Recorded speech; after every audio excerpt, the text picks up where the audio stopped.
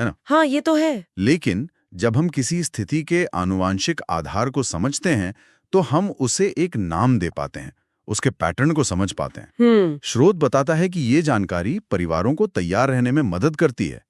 वे जान सकते हैं कि क्या उम्मीद करनी है, किस तरह की देखभाल की जरूरत होगी और कहां से मदद मिल सकती है। अच्छा। डॉक्टरों के लिए ये जानकारी निदान और उपचार योजना बनाने में महत्वपूर्ण भूमिका निभाती है। सही। अगर हम इसे बड़ी तस्वीर में देखें तो ये ज्ञान हमें स्वास्थ्य प्रवृत्तियों को परिवार की रेखाओं में ट्रैक करने की क्षमता देता है। ये हमें भाग्य के भरोसे रहने के बजाय सूचित निर्णय लेने और सक्रिय कदम उठाने का अवसर देता है। तो हाँ, चुनौतियां हैं, लेकिन ज्ञान हमें उनसे निपटने के लिए बेहतर साधन देता है। ये बात तो समझ में आती है। तो चलिए इसी पर और बात करते हैं। ये जानना क्यों इतना महत्वपूर्ण है? स्रोत कुछ ठोस कारण गिनाता है। जी। पहला, जैसा आपने कहा, परिवारों को मदद मिलती है। अगर उन्हें पता है कि उनके परिवार में किसी खास आनुवांशिक स्थिति का इतिहास है, तो वो ज्यादा सतर्क रह सकते हैं। बिल्कुल। वे नियमित जांच करवा सकते हैं, शुरुआती लक्षणों पर ध्यान दे सकते हैं और शायद जीवन शैली में ऐसे बदलाव कर सकें जो स्थिति के प्रभाव को कम करने में मददगार हों, अगर संभव हो तो। बिल्कुल। और ये सिर्फ लक्षणों की निगरानी तक ही सीमित नहीं है। अच्छा। ये समझ परिवार के सदस्यों के बीच संवाद को भी खोल सकती है। अक्सर स्वास्थ्य समस्याओं पर खुलकर बात नहीं होती, खासकर अगर वे पीढ़ी दर पीढ़ी चली आ रही हों। हाँ, ये तो होता है। इस जानकारी से पर्दा उठता है और परिवार एक साथ मिलकर चुनौतियों का सामना करने के तरीके ढूंढ सकता है, एक दूसरे को भावनात्मक समर्थन दे सकता है। ये जरूरी है। दूसरा महत्वपूर्ण बिंदु डॉक्टरों और स्वास्थ्य प्रोफेशनल से जुड़ा है। जी। स्रोत बताता है कि जब डॉक्टर मरीज के पारिवारिक स्वास्थ्य इतिहास को जानते हैं तो वो बेहतर निदान कर सकते हैं। हाँ, ये बहुत महत्वपूर्ण है। कभी-कभी लक्षण अस्पष्ट होते हैं या कई बीमारियों जैसे लगते हैं, लेकिन पारिवारिक इतिहास एक महत्वपूर्ण सुराग दे सकता है। बिल्कुल, एक पहेली के टुकड़े की तरह। हाँ, जिससे सही दिशा में जांच आगे बढ़ाई जा सके। इससे न केवल सही निदान में लगने वाला समय कम हो सकता है, बल्कि गलत उपचार से भी बचा जा सकता है। हाँ। और ये व्यक्तिगत चिकित्सा यानी पर्सनलाइज्ड मेडिसिन की ओर एक बड़ा कदम है। Personalised medicine. जी। डॉक्टर सिर्फ मौजूदा लक्षणों को नहीं देख रहे होते, बल्कि वे उस व्यक्ति के आनुवांशिक पृष्ठभूमि को भी ध्यान में रखते हैं। अच्छा। इससे उन्हें ये समझने में मदद मिलती है कि कौन सा उपचार ज्यादा प्रभावी हो सकता है या किन दवाओं से साइड इफेक्ट का खतरा ज्यादा हो सकता है। ये सिर्फ एक साइज फिट्स ऑल वाला नजरिया नहीं रहता, बल्कि उपचार को व्यक्ति की विशिष्ट जरूरतों और जोखिमों के अनुसार ढाला जा सकता है। ये तो बहुत अच्छी बात है। और तीसरा और शायद सबसे दूरगामी प्रभाव वाला बिंदु आने वाली पीढ़ियों से जुड़ा है। स्रोत कहता है कि ये जानकारी भविष्य की पीढ़ियों को बेहतर रूप से तैयार और सूचित कर सकती है। जी। वे अपने स्वास्थ्य जोखिमों के बारे में ज्यादा जागरूक हो सकते हैं। ये उन्हें अपने जीवन, करियर और यहाँ तक कि परिवार नियोजन से संबंधित सूचित निर्णय लेने में मदद कर सकता है। बिल्कुल। तो कुल मिलाकर ये जानकारी कई स्तरों पर उपयोगी साबित हो सकती है। निश्चित रूप से। और जब हम उपयोगी कहते हैं तो इसका मतलब सिर्फ मेडिकल फायदे नहीं है। अच्छा। जैसा कि हमने पहले बात की, ये ज्ञान परिवारों को समझने में मदद करता है कि क्यों उनके परिवार में कुछ स्वास्थ्य पैटर्न मौजूद हैं। हाँ। ये अपराध बोध या भ्रम को कम कर सकता है, जो अक्सर अज्ञात स्थितियों के साथ जुड़ा होता है। परिवार सही सहायता समूहों या संसाधनों की तलाश कर सकते हैं जहां उन्हें ऐसे अन्य लोग मिले जो समान अनुभवों से गुजर रहे हों। सही बात है, सपोर्ट सिस्टम। बिल्कुल। हालांकि यहाँ एक संतुलन साधना भी जरूरी है। संतुलन किस तरह का? देखिए, इस जानकारी को जानने का एक भावनात्मक पहलू भी है। हाँ, वो तो है। ये चिंता, उदासी या भविष्य को लेकर अनिश्चितता भी पैदा कर सकता है। इसलिए स्रोत इस बात पर भी जोर देता है कि इस जानकारी को सही संदर्भ, समर्थन और परामर्श के साथ समझा जाना चाहिए। ये केवल एक मेडिकल फैक्ट नहीं है, ये मानवीय अनुभव का हिस्सा है। हाँ, और ये भावनात्मक पहलू बहुत महत्वपूर्ण है। स्रोत इस बात को अनदेखा नहीं करता। वो स्वीकार करता है कि आनुवंशिक स्थिति का पता चलना या परिवार में इसका इतिहास जानना भारी पड़ सकता है। जी।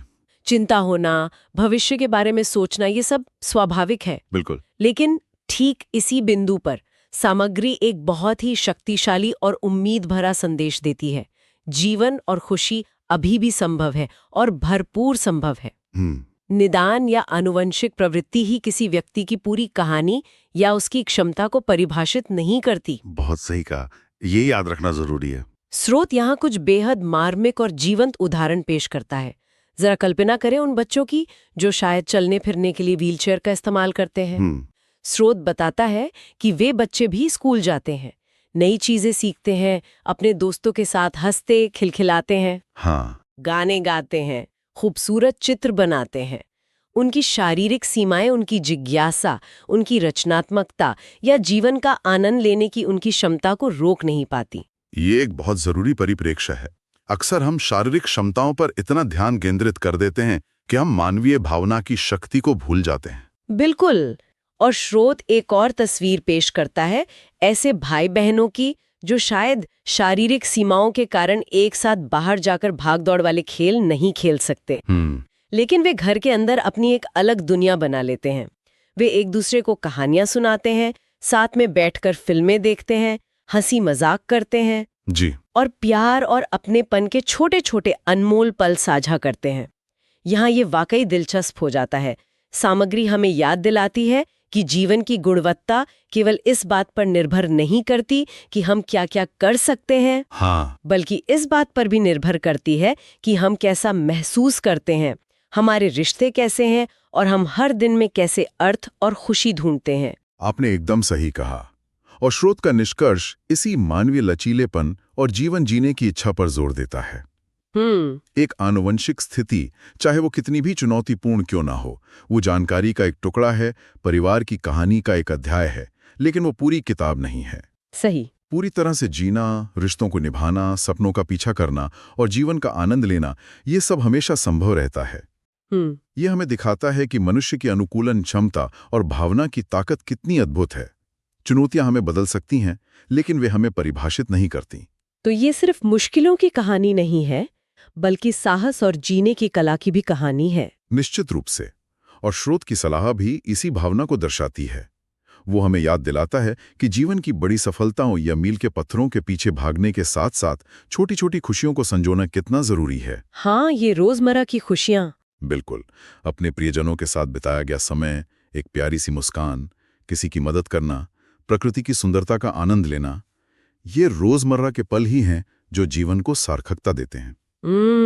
स्रोत हमें प्रोत्साहित करता है कि हम हर दिन को थोड़ा बेहतर बनाने की कोशिश करें, अपने और दूसरों के लिए। ये एक बहुत ही व्यावहारिक और दिल को छूने वाली सलाह है, खासकर तब जब जीवन में अप्रत्याशित मोड़ आते हैं। तो चलिए आज की इस गहरी बातचीत के मुख्य बिंदुओं को एक बार फिर समेट लेते हैं। हमने समझा कि आनुवांशिक स्वास्थ्य स्थितियां डीएनए में बदलाव के कारण होती हैं और परिवारों में पीढ़ी दर पीढ़ी चल सकती हैं। जी, ये जानकारी महत्वपूर्ण है क्योंकि ये परिवारों को देखभाल और तैयारी में मदद कर सकती है, डॉक्टरों को बेहतर निदान और व्यक्तिगत उपचार योजना बनाने में सक्षम बनाती है। और आने वाली पीढ़ियों को सूचित निर्णय लेने में सहायता करती है। लेकिन शायद सबसे महत्वपूर्ण सबक जो स्रोत हमें देता है वो ये है कि आनुवांशिक स्थिति किसी व्यक्ति के जीवन की पूरी कहानी नहीं है। बिल्कुल नहीं। चुनौतियां हो सकती हैं, लेकिन मानवीय भावना, लचीलापन और खुशी, प्यार और अर्थ खोजने की क्षमता हमेशा बनी रहती है। बहुत खूब कहा। और अंत में एक विचार छोड़ जाते हैं जिस पर हम सब सोच सकते हैं। हाँ, जरूर। यह विचार स्रोत की बातों पर ही आधारित है, लेकिन शायद एक कदम आगे ले जाता है। जब हम अपने परिवार के स्वास्थ्य इतिहास, अपनी आनुवंशिक विरासत को समझते हैं, तो क्या इसका असर सिर्फ हमारे स्वास्थ्य से जुड़े फैसलों तक ही सीमित रहता है? अच्छा सवाल है। या फिर क्या ये समझ हमें अपनी पिछली पीढ़ियों और आने वाली पीढ़ियों के साथ एक गहरे भावनात्मक स्तर पर भी जोड़ती है? क्या विरासत की अवधारणा में सिर्फ जीव विज्ञान ही शामिल है, या इसमें वो साहस, वो लचीलापन और खुशी ढूंढने की वो कला भी शामिल है जिसका जिक्र स्रोत ने किया है? हाँ। हम अपनी पारिवारिक कहानी को किस नजरिए से देखते हैं? क्या केवल चुनौतियों और मुश्किलों के लेंस से, या फिर ताकत, निरंतरता और पीढ़ी दर पीढ़ी आगे बढ़ती मानवीय भावना की एक गाथा के रूप में भी? ये सोचने वाली बात है।